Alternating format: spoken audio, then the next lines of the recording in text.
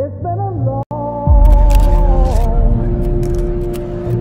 time coming, but I know 1968, Dr. Martin Luther King was killed in Memphis, Tennessee. And it has been the commitment of National Action Network to always, in the month he was killed, to let them know they killed the dreamer. Because I have a dream today. When they came from the dream.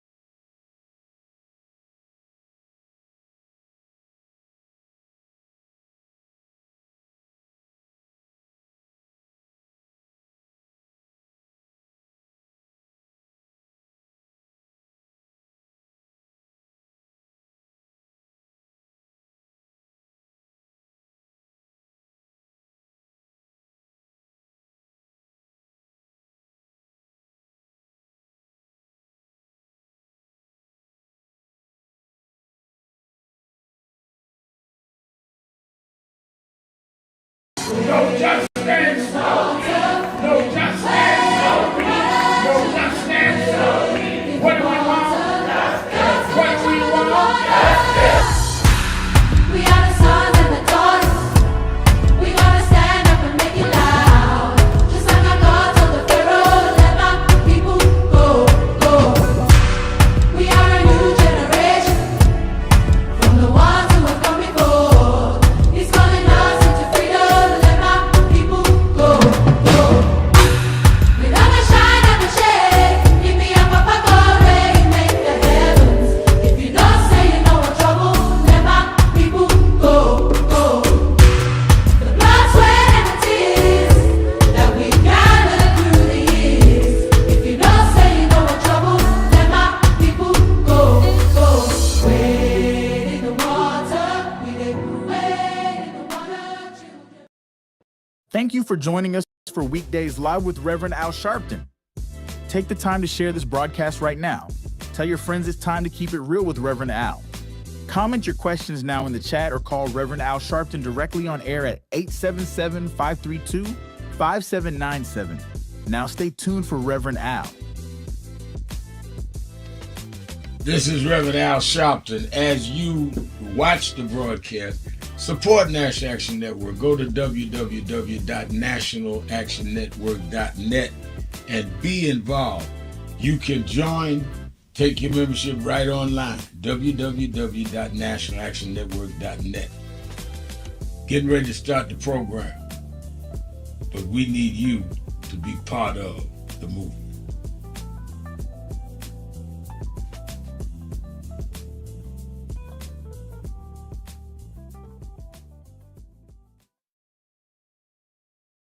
Stop telling yourself you're not confident of what you could do.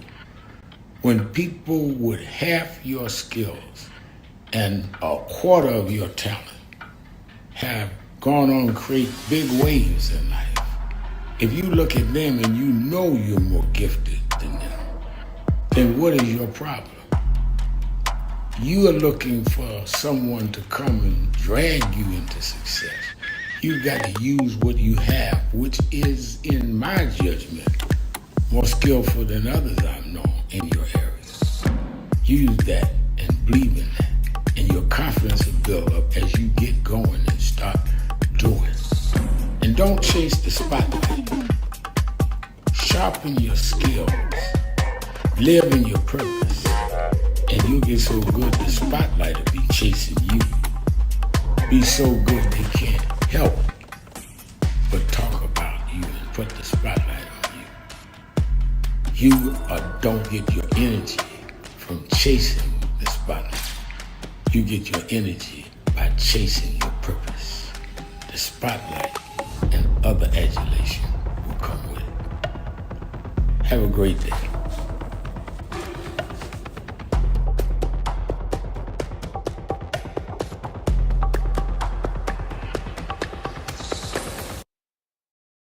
Let us now welcome our president and founder, the Reverend Dr. Al Sharpton. No justice. No peace. No justice. No peace. No justice. No peace. No justice. No peace. What do we want? Justice. What do we want? Justice. What do we want? Justice. When do we want it? Now. When do we want it? Now. When do we want it? Now. Fist bump the person next to you. Tell them you love them. Yesterday was the 57th anniversary of the assassination of Dr. Martin Luther King. This organization started in 1991, and in the writing in the corporate papers, mission statement, is that we wanted to continue in the principles taught by Dr. Martin Luther King. Now, the reason we want to do that is, and I want to be real clear, there have always been different lanes in the movement. It's just that we're all on one highway. And in our best moments, we all ride our lanes and don't have a problem unless somebody switch lanes without signaling. So I don't argue with people of different tactics or different priorities as long as they stay in their lane. We're going to hear from some of the civil rights groups today that we work together. Some do more legal, some do more economic, some do other variations. We came out of the lane of Dr. King in terms of a church-based civil rights direct action movement. That's what we do. So if you got movements that don't march, that is not what they do. We do that. You got some that don't protest, well, we do that. You got some that are not church-based, well, we are. I don't apologize for that. Don't apologize for me being a preacher. That's who I am. I ain't going to apologize for what you believe in. Don't apologize for what I believe in. People come to outside the rally and say, well, they sing a lot of gospel. That's what we do. I go to your thing, we'll sing what you sing. If we learn to respect each other's lanes, then we'll learn to advance because people will be in the comfort zone that they can function in. But if I have to be less than what I am and less than who I am, I will be at best uncomfortable trying to function in a hostile environment. They are not against you because of your lane. They are against you because of who we are. Now, Ramal, I didn't understand that. Well, let me tell you, in Africa, we were all different tribes. There wasn't one tribe in Africa. That's why I hear a lot of people talk about we go back to Africa. Go back where in Africa? There are over 50 countries in Africa. Y'all talk about Africa like it's one neighborhood.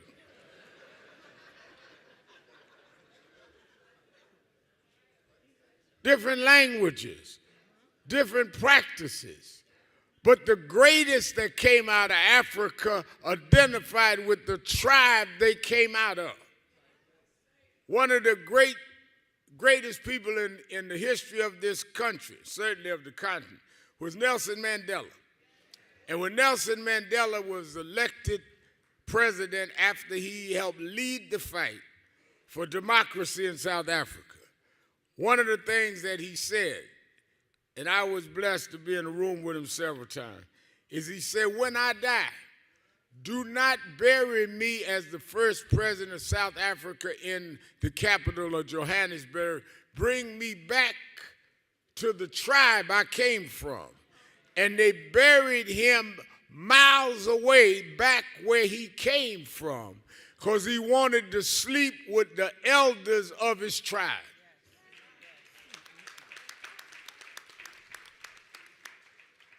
That's why a lot of us spend more time trying to get away from who we are than celebrating who we are and whatever tribe that is. So that's why we always have National Action Network's convention in April of the year, always having Dr. King's family. Mrs. King used to come every year. Yolanda has come. Bernice has come. Martin has made every convention. He was here the night before last.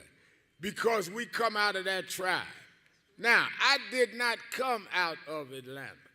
Let me break all this down. Part of what Nan did is Nan is in the north. Dr. King's movement started in the south. We have southern chapters. There is a difference in growing up in Tupelo, Mississippi, and in Brooklyn, New York. It's just a difference. And you therefore have to be able to refine your organizing and your abilities based on where you are. When I would go down south to visit my mother's from Alabama, when I go down south to visit her folk, they say we going to town. Well, I can't say I'm going to town in Brooklyn. Town was wherever you was in Brooklyn.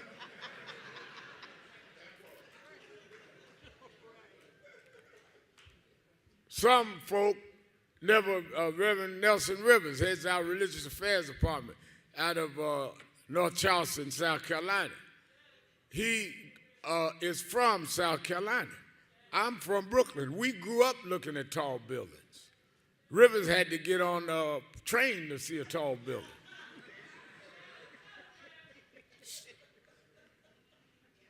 So you learn how to organize based on your geopolitics. Dr. King fought and was able to help to mobilize and lead the Montgomery bus boycott. They went on from there and organized throughout the South. Went in 1957 to New Orleans and formed the Southern Christian Leadership Conference. Watch that. They named it Southern. It was regional. As they developed, and it wasn't only Dr. King, it was different lanes, like I started. You had SNCC that was doing the student organizing. You had the Freedom Riders that went and did interstate travel. Dr. King never got on a Greyhound bus and integrated it. They did that. The Freedom Riders did that. You had Malcolm up north. You had Thurgood Marshall in the courts. You had the NAACP. You had CORE. You always had different tribes. How did we have in the 60s 8 major civil rights organizations and the students and the different tribes, and they were able to function and change laws? And we get here now to the 21st century with technology, cell phones, Instagram, TikTok, Facebook, all the ways to communicate, and we act like but one Negro talk at a time. We had different things when all you had was a rotary phone. So it's always been different ways. When they went and formed SCLC and then started winning, they then said, we need to see if this can work up north. And many of you know Andy Young has been there and others. And when they decided to go up north, first they looked to see if it worked in Cleveland. Then they wanted to see if it worked in Harlem. They said, no, we won't go to Harlem because Adam Clayton Powell and them has got that. They decided to go to Chicago, and they organized in Chicago. Many of the people, Brother Bush, in Chicago don't understand. Bailey had a machine, who was the mayor of Chicago, who was going to squash the movement. He got black preachers to hold press conferences saying that we don't want Dr. King in town. So I'm leading all this somewhere because we're getting ready to go and fight on this DNI thing. They are going to have some folk look like us oppose us. Yeah, that's right. They had press conferences saying that they did not want Dr. King in Chicago. Dr. King had to penetrate Chicago to prove that SCLC was just not Southern. The head of the Baptist Ministers Conference said, we'll welcome Dr. King. His name was Reverend Clay Evans, pastored the Fellowship Baptist Church. He sent one of his associate ministers to pick Dr. King up at the airport, who was a student at Chicago Theological Seminary. And he drove Dr. King into town. His name was Jesse Jackson. Dr. King had met Jesse Jackson a couple of times before. Reverend Jackson had gone down to speak in Atlanta at Morehouse for a sorority thing, ran into Dr. King in the airport, first time he saw him. Then he went back as a Chicago seminary student down to Selma when they did the Selma March. So Dr. King knew him. They became acquainted. He started building the chapter of Operation Breadbasket. It was just a chapter then. The national director was in Atlanta. He did so well that Breadbasket became his assignment, his national assignment. He formed chapters. One was in Brooklyn. In the Brooklyn chapter, headed by Jenny Jones Austin's daddy, who y'all know was our vice chair of our board, was Reverend William Jones. William Jones is who my Bishop Washington, my mother brought me to, and I became youth director of the chapter. So there's a lineage from King to Jackson to us to prepare us for what we need to do now. We are doing this because this is what we do and who we always were. You gotta remember when I was in school and they brought me and I became youth director of Breadbasket, it was not fashionable.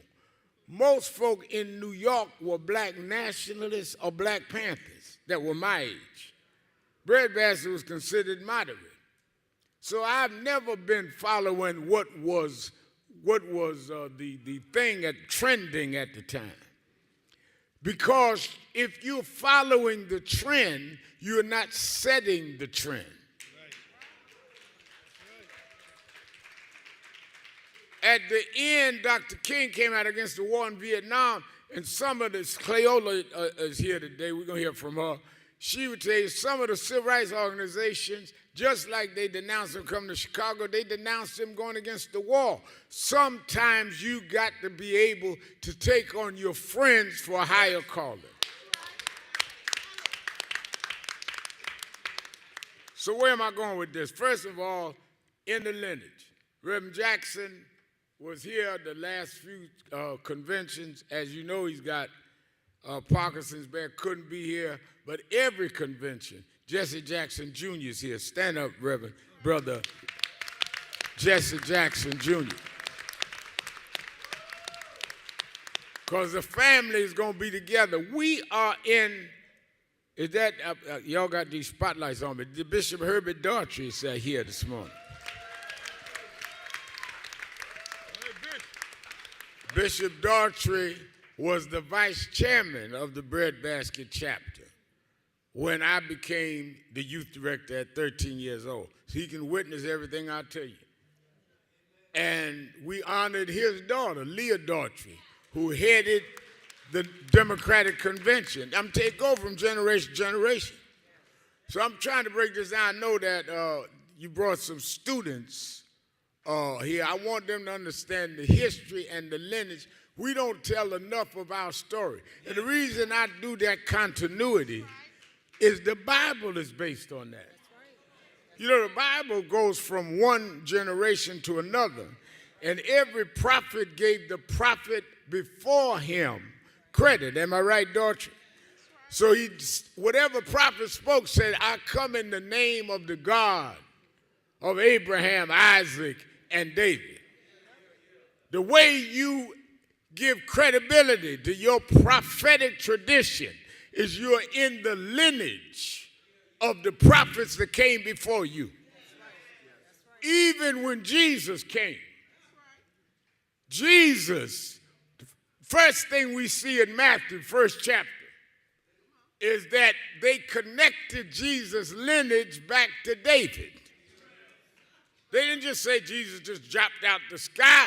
They said chapter 1, and they took his lineage back 2,000 years to David, that he came in the lineage of David. First thing he did was he went and got baptized by John the Baptist in the lineage of what John was. He didn't come in and say, I'm the new thing. I'm trending now, get that water out the way. He submitted to John the Baptist. Anybody that doesn't want to submit to something that preceded them is suspect at best.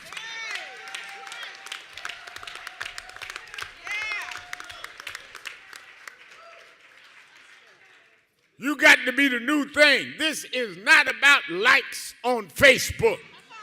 This is about changes in our society. We got a hostile bigot in the White House, and we don't need a popularity contest. We need people that are grounded and rooted in this and gonna fight with all they got.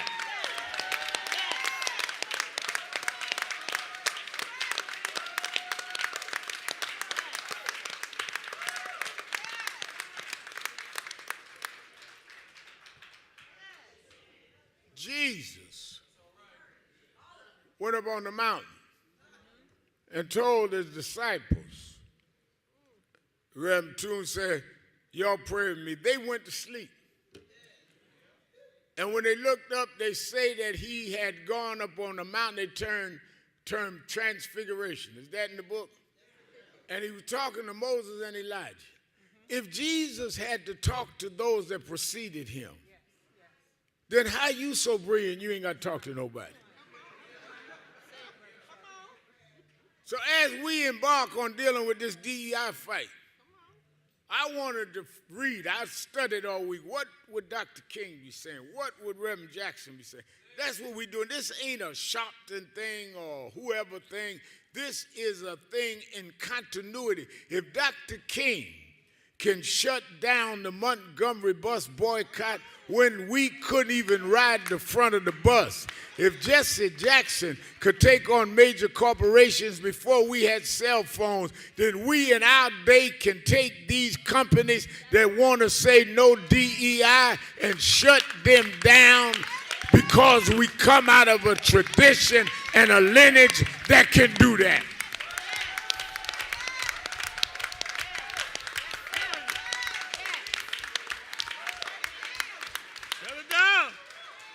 Reverend Daughtry will tell you, we fought A&P in the 70s.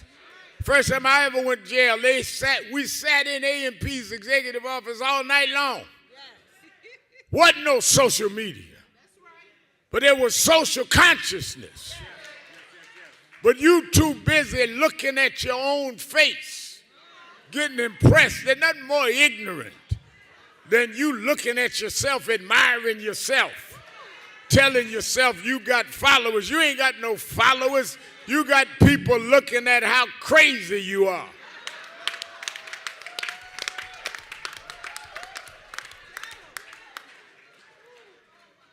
I mean, you know, my daughters hooked me up, taught me all about social media. I had to get up off that, Reverend Marshall. People just posing. Here's my left side. Did you catch my right? I'm going to wear a dress a little up. I mean, who care about all that? They are canceling the gains that our forefathers gave us. Didn't nobody give us affirmative action? We fought for it. Didn't nobody give us corporate suites? We boycotted and got it. Nobody gave us black contractors. We fought. And those that come in the tradition of the fighters are saying we are not going to be turned around. Now, is in that spirit, Donald Trump has only been in office 3 months.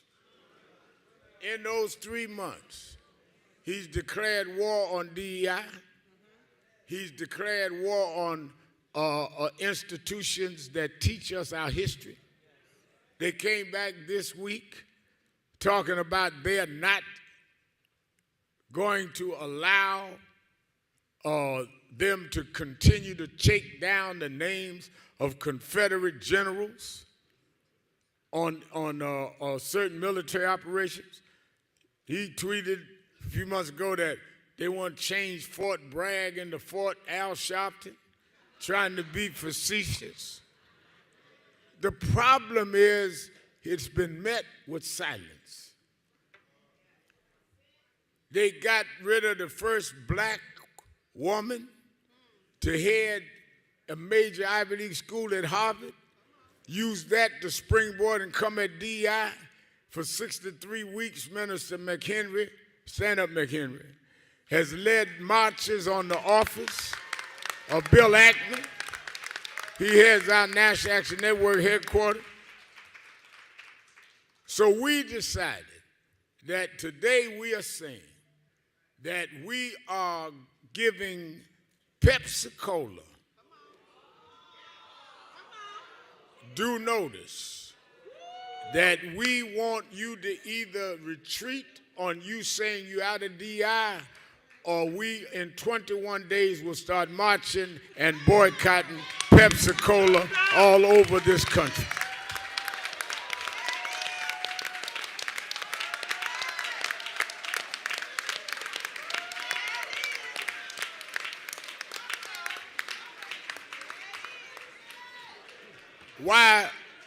Why Pepsi Cola? First of all, I want y'all to know I'm coming out here with my homework, so Jesse Jr. can tell Reverend I did what he taught me. Pepsi Cola North America's revenue in 2023 was $27.8 billion just in beverages, another $25 billion in snacks, Frito-Lay, in North America alone. Their total North American consumer revenue is $52.8 billion. Now, the approximate consumer breakdown, blacks or African American are 13.6%. of their consumers. Hispanics and Latinos, 19.1. Our consumption patterns are higher indexed. Therefore, our estimated revenue is somewhere between 35 and 40%. Now, in the early 20s, when we turned the century, we had Pepsi Cola met with Earl Graves, publisher of Black Enterprise. And our battle was that we wanted major corporations to advertise in black-owned media. They formed a Black Advisory Council called the Pepsi Advisory Board. On the board, chaired by Earl Graves, was Clarence Avant, was Attorney Johnny Cochran, was Reverend Dr. W. Franklin Richardson, was Reverend Al Sharpton. We were on the board for 13 years. But somewhere they decided to go back against diversity. So what is better to lead the fight to deal with them saying we're not going to keep diversity than those of us that was on your diversity board? Were you lying then or are you lying now?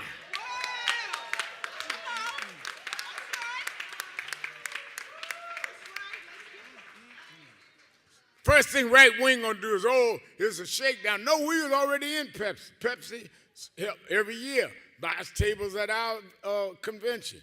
Bought some this year. I'm gonna give you money back if you're mad that we coming at you. Don't matter. I'm gonna deal with those that we were involved with first. To say you are not allowed in the name of friendship to slap us in the face because you're afraid of Donald Trump. If you're afraid of Donald Trump, then you're going to have more fear to deal with the consumers that make you. Trump can't make me buy Pepsi Cola.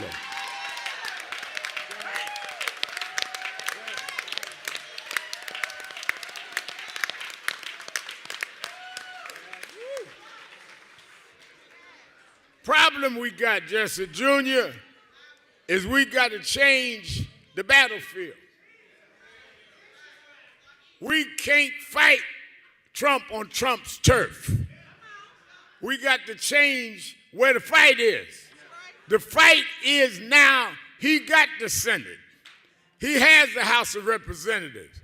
But we have the power with the private sector. And we're going to start, if the chairman and Pepsi meet, fine, we're going to deal with this. If he don't, we're going to march all over him. 21 days, y'all do the countdown. And then if he settled, we're going on the next one. We are not going to be sitting around waiting all night to see if some Democrat stays with us in the House or if some Republican will flip in the Senate. We're going to take our dollars and we're going to turn DEI around. You can call it what you want to. You will not take our money and exclude us.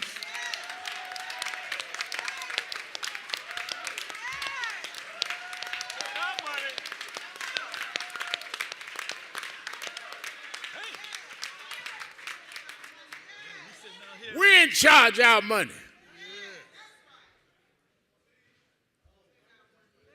So our Washington office, headed by our senior vice president, give a hand, Ebony Rowley. Y'all just be still till I finish. I don't know what all that going on. You know, that's how they got Malcolm. Don't be moving while I'm speaking.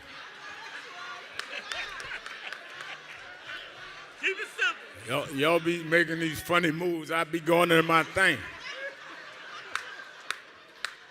Y'all know I work out every morning. I'm dangerous up here. Don't be moving around up here.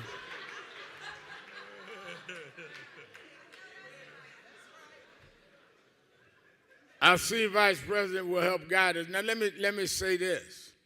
In that same spirit, every August 28th, we note the March on Washington. where Dr. King gave the speech known as I Have a Dream. National Action Network has spearheaded that with the support of Labor and Martin Luther King III and the Drum Major Institute. In the spirit of what we're starting with Pepsi, this August 28th, we're not going to Washington. We're going to march on Wall Street.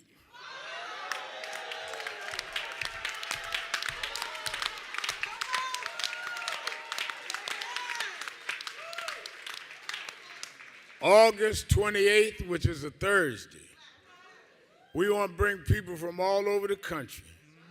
We're going to meet at the African Burial Ground and march from there to Wall Street to the financial district and tell them, put them all on notice that there is an economic empowerment movement. You brought us here as slaves. That's what the African Burial Ground is. We are not your slaves. We're not your consumers.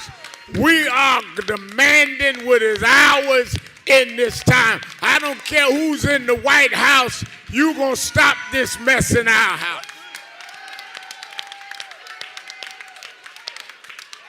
Going out of business. Going out of business. Trump, Ask Target, they'll tell you. Trump announced tariffs, and the market responded. China came back and said, okay, you're going to put 25%, we'll put 34%. Well, Trump said, we're going to end DI. What has been our response? Our response is fine. You can put us out, but we're going to put your product out of our house. We ain't got to drink Pepsi, we can drink something else. And then when we get Pepsi straight, we'll get rid of something else and go to the next thing. We ain't got to buy a certain car product, we can ride anything else. We need to go back to what made us in the first place. When blacks had no rights anyone was bound to respect. Some southern countries, blacks broke a bus company. They brought them to their knees, and now we sit up here with all this education and all this revenue and all these assets and sit up here scared to fight. It's time to fight again.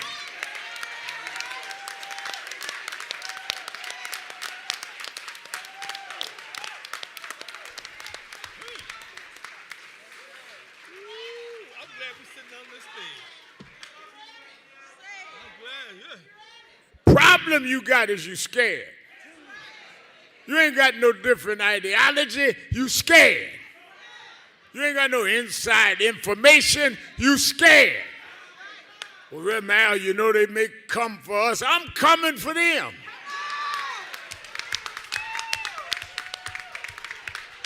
Right. Let's go.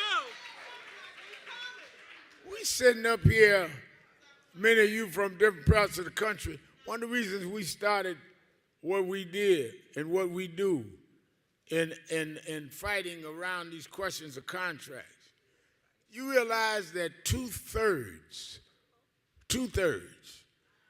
of the population in the city of New York, just the 5 boroughs, is black and brown.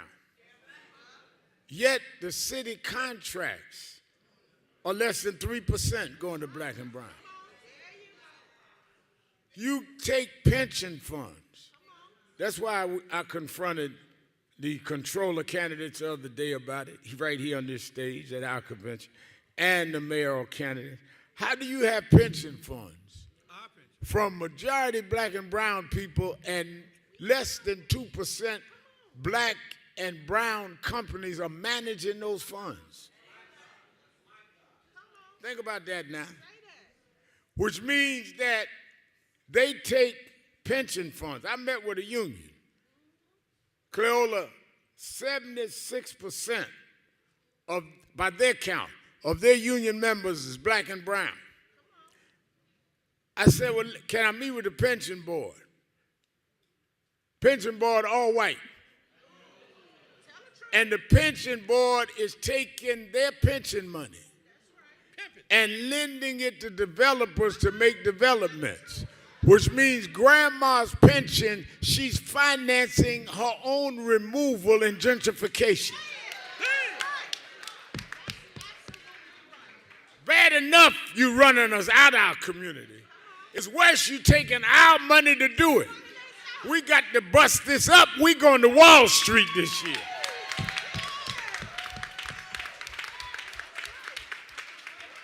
That's why when we had some of the local candidates here, I asked them about the economic questions. I don't want you running around learning how to throw your fists up and act black for 2 seconds, get my vote. I'm with you. Misquote 2 lines of Dr. King and you go for it. No, where is the business going? I'm not surprised Donald Trump went at DEI because I've dealt with Donald Trump when he was here as a businessman. Donald Trump done went through 4 or 5 trials. You know the one thing you didn't see at any of his trials was a black. There's nobody testify because he never hired none.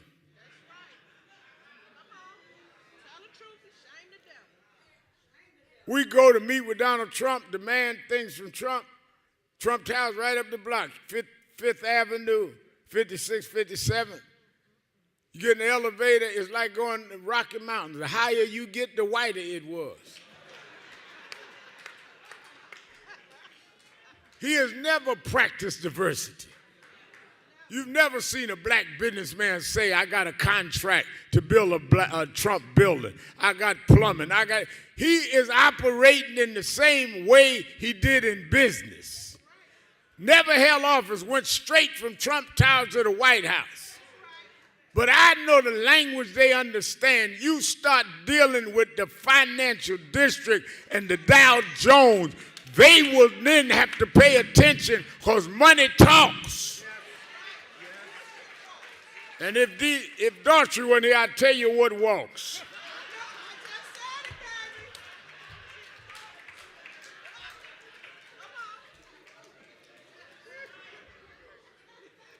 So this, I want us to leave this convention. I want y'all, every one of our cities and those organizations that'll work with us, that we want to lay out. I'm going to have some of those that have done the research come up in a minute and lay out how we're going to track a boycott, how we're going to track their earnings and track their stock. We're going to do this for real. And if they don't come to the table within the 3 weeks, we hit the button, we ready. And if they do, we go to the next one. But I want all of us leaving here ready to mobilize, to bring thousands into this city August 28th. And Wall Street should see a number they can't number. And I'm glad it's during the week because I want it while they're open. I want them to ring the bell because we're going to ring another bell. See, there's this misnomer that racism and bigotry was a Southern thing. No, the 2 ports that handled the most slaves was the port in Charleston, Rim Rivers, and the port at Wall Street. Wall Street was named Wall Street because they built a wall to protect the Europeans from the natives. And we were the ones built the wall and protected those that became our masters. But we are the ones that are going to now come to where you dropped off our forefathers and come right to the base. This country's economy cannot survive if black folks begin to discipline their appetites and their consumer. We hold the power if we use the power.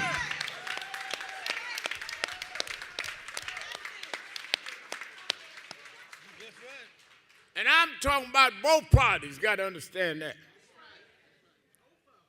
And we need to use our power. And we're going to demonstrate that power this year. Now, I sent a letter to the chairman of Pepsi, and we'll see what he say. They had some people come up yesterday, oh, we think it, well, y'all think what you want. I'm ready for battle. I continue to support those that are doing what they're doing to Target. We ain't doing another one. We all together. We can boycott more than one thing. I support them. I support those that are doing other initiatives. I support those that did the one-day boycott. I support those that did 40 days. Reverend Jamal Bryant, courageous work he did. He was here with us on Wednesday night. This is all about content. Dr. King didn't argue with the Freedom Riders. Didn't argue with SNCC. We're not arguing with nobody. We doing this lane. And if we all do our lane right, we can all work together. One thing I learned is if you got the talent, you don't have to argue with nobody. Your talent will speak for themselves. Most preachers in the South did not like Dr. King. Went north and educated, what all that? Until God used them in a way that they had to turn around. Jesse Jr. tells his daddy was controversial. Daley had shut them all down. Then when he ran president, most elected officials the first time, 84, wouldn't support him.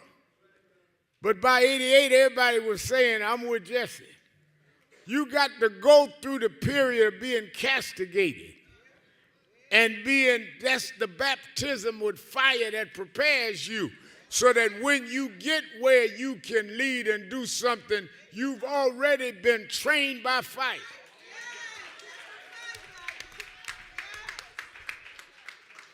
They got a guy running for mayor of New York.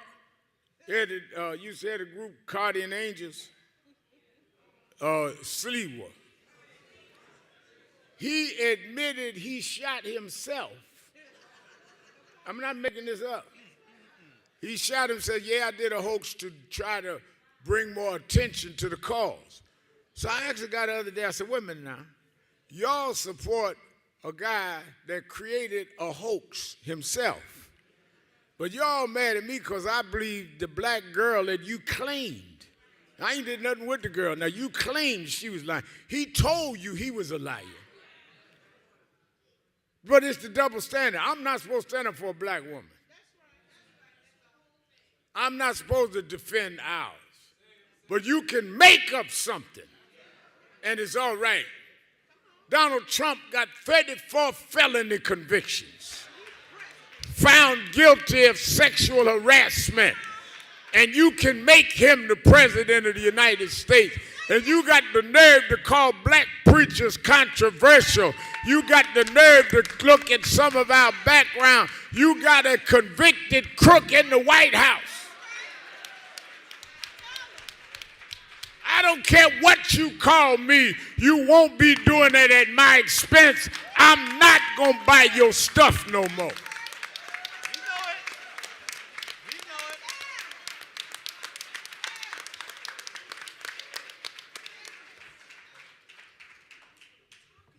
Reverend, you out the book. Well, let me go to the book. I'm on Impact TV. I got 4 minutes left. There was a battle, Jesse Jr., between the Philistines and the Israelites. This is what it's going to take for us to fight. There was in those times, it was the tradition that the Israelites and the Philistines would come to battle, and they would get on a mountain, opposite mountains, opposite hills, and they would decide who would represent the Philistines and who would represent the Israelites, and they'd meet there, and they would fight. And if one side won, that was one thing. If the other side won, it was another. The deal was made that if you killed a Philistine, they would become your slaves. And if they killed the Israelite, they would be the slaves of the Philistines. The Philistines sent their giant, strong giant. so strong, he 7 foot tall, had a sword that they had to have an armor bearer carry the sword.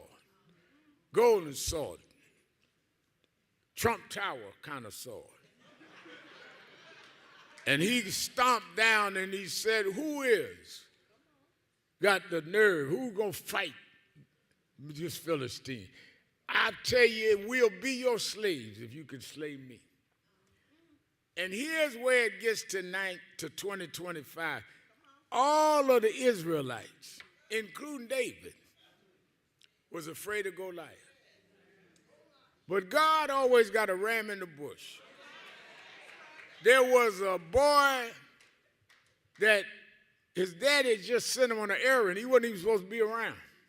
He was supposed to go down. His brothers was in the army. And he was supposed to run this errand for daddy. Now, the prophet Samuel had saw him. Sometimes people can see you before others know you coming.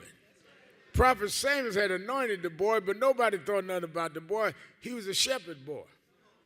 And he ran to give this errand, run this errand for his daddy. And when he got there, he heard about this giant. And he heard that he was selling wolf tickets to the Israelites.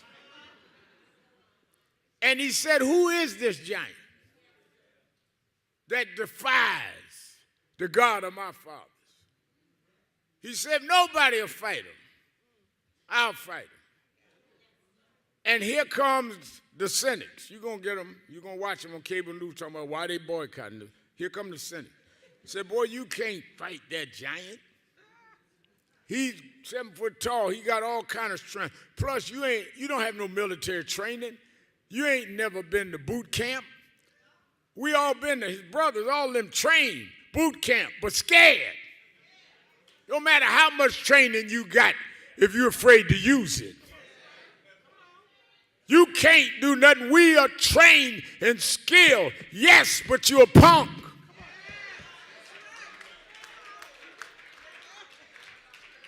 David said, yeah, it's true. I never been to boot camp. It's true, I don't have military training. I'm just a shepherd boy, but let me tell you, one day I was taking care of daddy's sheep, and a lion and a bear came to take some of daddy's sheep. I didn't have a bachelor's degree in lion fighting. I didn't have a PhD in bear wrestling. But somehow I grabbed the lion and the bear, and I saved my daddy's sheep. The same God that gave me the strength over that lion and that bear is the same God that'll help me with Goliath.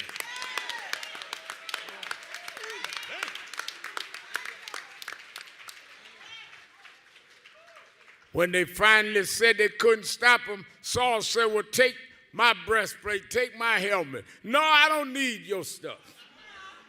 Your stuff don't work. I don't know how that breastplate fit. I don't know the helmet on my head. Just give me a slingshot. I know how to work with a slingshot. Give me a slingshot and a few stones. I'm going to work with what I got. I don't have what some of those erudite folks down in Washington got. I got a slingshot. I didn't come from Harvard. I come from Brownsville. I got a slingshot. I didn't grow up with my daddy leaving nothing. I grew up on welfare and food stamps, but I got a slingshot. And I'm going to face Goliath. If you scared of Trump, back up. If you afraid he coming at you, get out my way. I got a slingshot. The God I serve, the God I serve, the God I serve that takes down pharaohs, that takes down rulers, God is still on the throne. He will make a way out of no way. He walks with me. He talks with me. He tells me that I'm his own. Watch out, Pepsi. I got a slingshot. Don't play with me, Pepsi. I got a slingshot. I won't back up. I won't bow down. I won't sell out.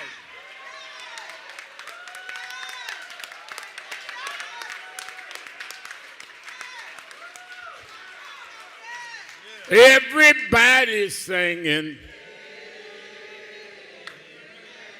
Everybody's singing. Everybody's singing.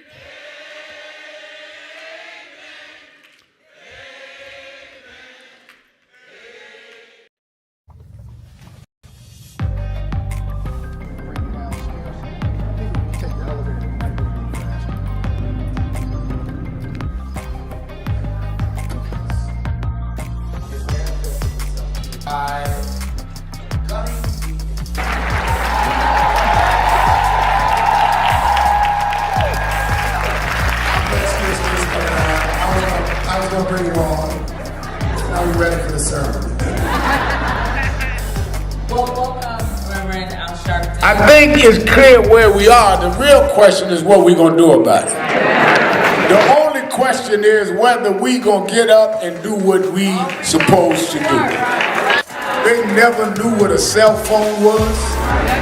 They took a telegraph machine and a rotary phone and broke down the walls of apartheid.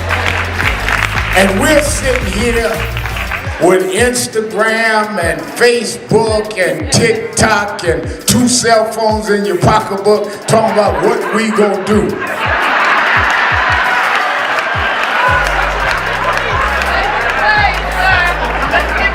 Something is weak and wrong with us.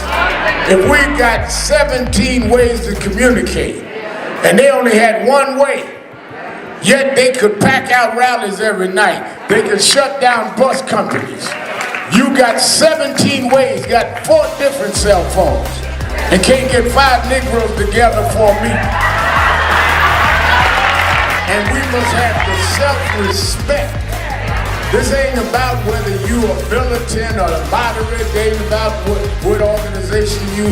Do you have enough respect for yourself that you're not gonna treat me like this? We built this country. We shed blood for this country. We put it on our back. You're not gonna do that to us in 2025.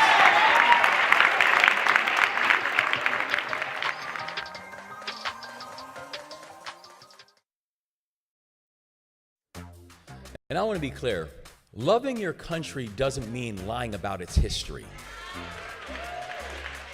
You want to have a conversation about what makes America great. What makes America great is the uniqueness that this has been a country that is actually, despite a very uneven past, still can have an opportunity for each and every one of you to be here. Still can have an opportunity for the blessing of a Reverend Sharpton. Still can have an opportunity that you can have a person who was raised by an immigrant single mother, a person who joined the Army when he was 17 years old and went to a 2-year college, who can now sit here as the 63rd governor of the state of Maryland.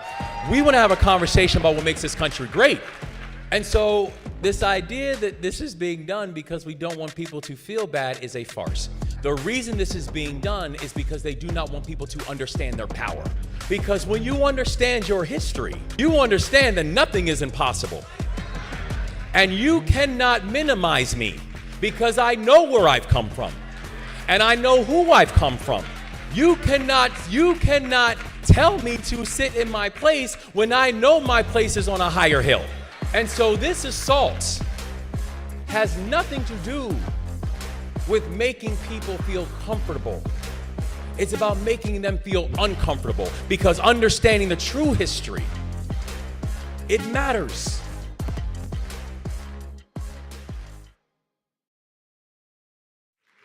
So as Dr. Richardson comes to give us the benediction, I want us all to stand, and we're going to join hands crossing as they used to cross their arms,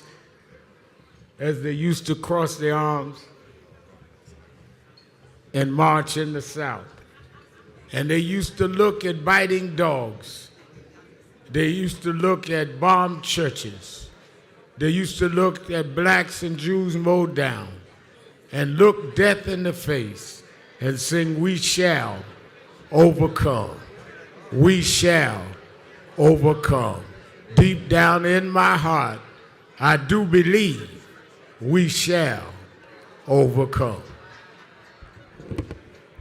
Shall we pray as we silence ourselves as we respect this moment, eternal God, our mother and our Father, we thank you for ordering our steps into this space made sacred by our intentions. And we ask now that you might equip us to be engaging in the darkness, that we may come to the light. We thank you for this powerful witness known as the National Action Network, and for its courageous leader, the Reverend Al Sharpton. Now make all of us courageous. Make all of us active. Make all of us advocates for justice in the spaces where we live and work, and we'll give you the praise for all that we shall accomplish. In the mighty name of Jesus we pray. Amen. Amen. We shall overcome. We shall overcome. We shall overcome someday.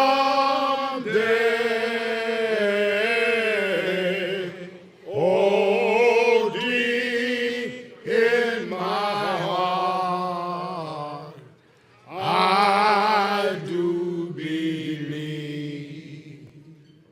we shall overcome someday. One more time now. We shall overcome. We shall overcome. We shall overcome someday. Oh, deep in my heart, I do believe we shall overcome someday. Good night. God bless you. So who is Al Sharpton anyway? Who is this 33-year-old preacher without a church? A number of black New Yorkers as well. He is little more than a pudgy exhibitionist who can be counted on to show up, bullhorn in hand, at every racial incident.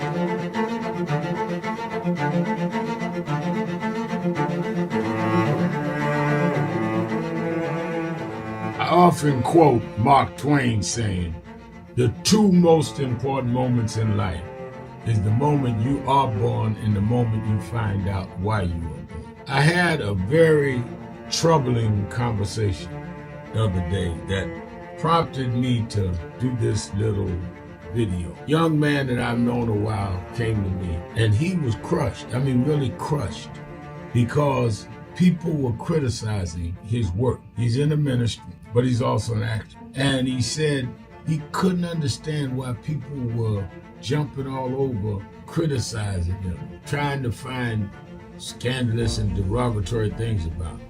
And I told him, I said, you know, you're very young. You don't know the road I've traveled.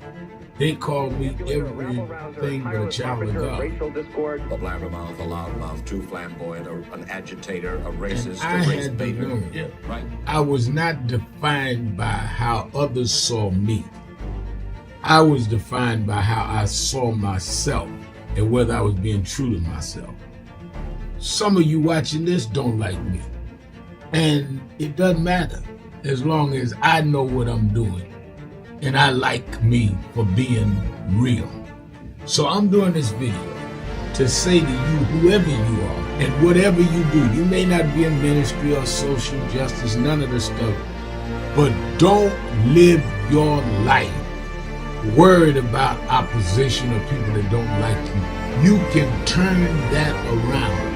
Use me as an example. The same people that call me a scam artist, a con artist, a sellout, or racial hustler and all, I kept going.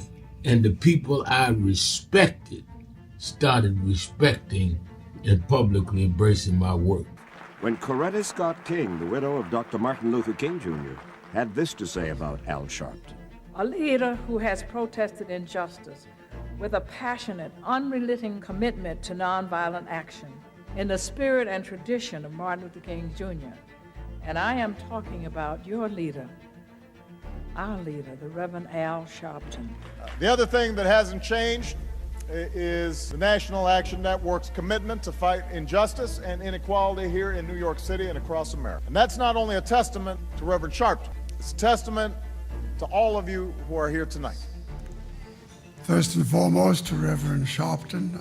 I saw him when he first came on the scene, and I have marveled at his tenacity, at the development of his intellect, and his devotion to our movement, and much he has contributed to the world we are experiencing. I am honored, and I must say that when I had my debate with Dr. King on the issue of the church and religion, he didn't warn me that after his departure, his space would be filled by another preacher, and that preacher would be Al Sharpton. All you want in life is people that matter to you to say you did all right. And more important, that you can look in the mirror and say you did all right. Thank you, Rev. Thanks for that introduction. Look, we've known each other for a long time. I'm grateful not only for your leadership and partnership, but quite frankly, more importantly, for your friendship. And thanks to all of you, members of our nation's most important civil rights organization. You have been, over all of your years, such an extraordinary leader. You are a voice of truth, a voice of conscience, a voice of practicality around what we must address and what we can do. And I thank you so much for your friendship. I remember that most of the youth around Al's age, he was about 12, wanted to be like Connie Hawkins, a great basketball player, legend, or Earl the Pearl, or Clyde Frazier. Al wanted to be like Adam Powell, a powerful preacher with a social justice gospel. He was very close to, at that time, to Reverend William Augustus Jones, powerful preacher and social justice advocate, and Reverend Gardner Taylor State right down the street, and Bishop Washington, whose church he came from, and Reverend Sandy Ray. He wanted to be like these giant preachers. He wanted them to have the edge, however, of the King's social justice dimension. He wanted to be like them, now he's one of them. Perhaps taller than most of them because of the risks he has taken and the reward God has given him with his gift. I remember so well that first escorted him to jail. He was around 13 years old with the jail fighting the ANP. He was in the lineage of our struggle. He grew up in it. We didn't just see him on TV one night. He didn't happen. He came bottom up, not top down.